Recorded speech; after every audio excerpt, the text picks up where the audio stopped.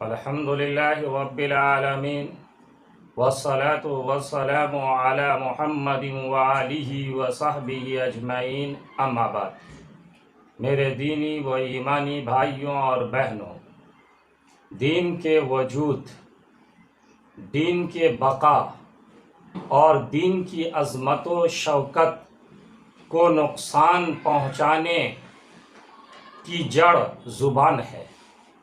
زبان کو قابو میں رکھنا دین و دنیا کی کامیابی و نجات کا پیش خیمہ ہے، اور زبان کو بے قابو چھوڑ دینا خود کو دین و دنیا کی تباہی کی طرف دھکیل دیتا ہے۔ لہذا لازم ہے کہ زبان بند رکھی جائے، یعنی منہ سے ایسے الفاظ نہ نکالے جائیں جو برائی، فحاشی اور بد کلامی کے حامل ہوں۔ وہ برے کلام جو کفر آمیز یا گناہ اور فحاشی کے ہوں، یا کسی کی غیبت کرنا، جھوٹ بولنا اور یا الزام تراشی کرنا، ایسی برائیاں ہیں جن سے زبان و ذہن کی حفاظت نہ کی گئی تو سمجھ لیجئے دوزخ کا عذاب سامنے ہے۔ دین و دنیا کی بھلائی چاہنے والے اور ابدی نجات و سعادت کے طلبگار اسی لیے اپنی زبان پر قابو رکھتے ہیں کہ نہ معلوم اس سے کوئی ایسا لفظ نکل جائے جس سے کفر بکنا یا گناہ کی بات کہنا لازم آئے، اور پھر اس کی پاداش میں اللہ کا عذاب بھگتنا پڑے۔ در حقیقت زبان بہت بڑی وجہ سعادت بنتی ہے۔ اس سے نیک کام، اچھی باتیں، خیر و بھلائی کے الفاظ اور واعظ و نصیحت کے جملے نکلتے ہیں۔ دنیا و آخرت میں اسی انسان کا رتبہ بلند مانا جاتا ہے جو زبان کی عظمت و تقدیس کو ہر حال میں ملحوظ رکھے، بد کلامی اور بری باتوں سے بہر صورت بچتا ہو۔ حضرت عبداللہ بن عمرو رضی اللہ عنہما سے روایت ہے کہ رسول اللہ صلی اللہ علیہ وسلم نے ارشاد فرمایا، جو چپ رہا وہ نجات پا گیا۔ مطلب یہ ہے کہ جس شخص نے بری اور فضول باتوں سے زبان کو روکے رکھا، اسے دنیا اور آخرت کی بہت سی آفتوں، مصیبتوں اور نقصانات سے نجات مل گئی، کیونکہ عام طور پر انسان جن آفتوں میں مبتلا ہوتا ہے ان میں سے اکثر کا ذریعہ زبان ہی ہوتی۔ حضرت ابو ہریرہ رضی اللہ عنہ روایت کرتے ہیں کہ رسول اللہ صلی اللہ علیہ وسلم نے ارشاد فرمایا، انسان کوئی بات کہہ دیتا ہے اور اس کے کہنے میں کوئی حرج نہیں سمجھتا، لیکن اس کی وجہ سے جہنم میں 70 سال کی مسافت کے برابر نیچے گر جاتا ہے۔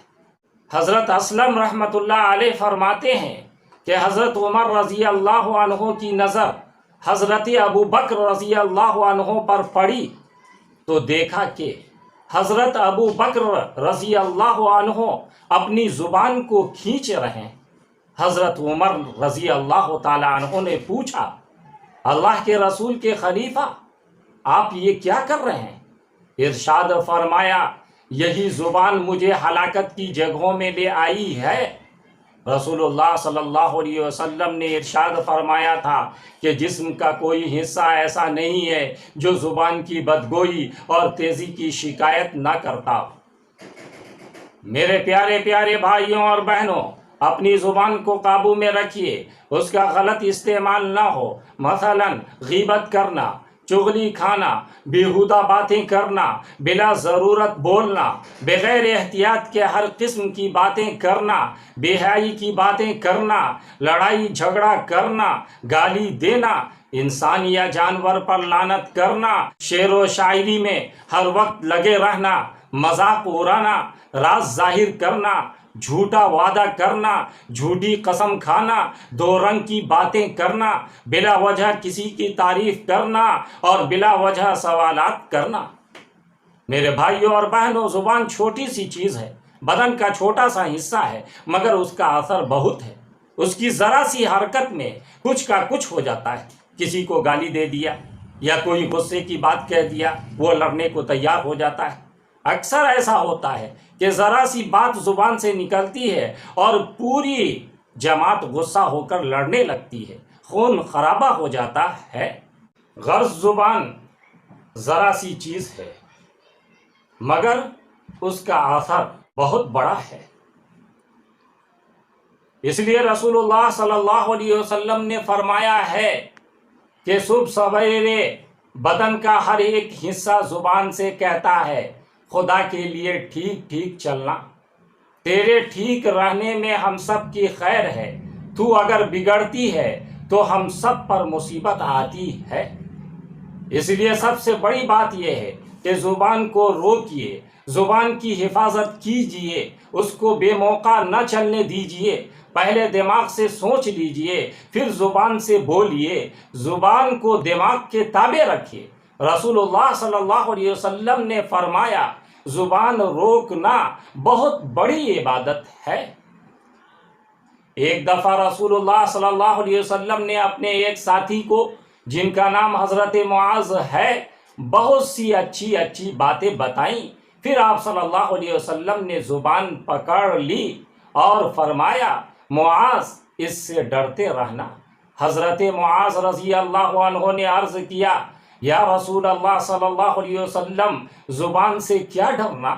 حضور صلی اللہ علیہ وسلم نے فرمایا، معاذ تم جانتے نہیں ہو، اسی کی کرتوتوں سے انسان دوزخ میں پہنچ جاتا ہے، وَمَا عَلَيْنَا إِلَّا الْبَلَاغُ۔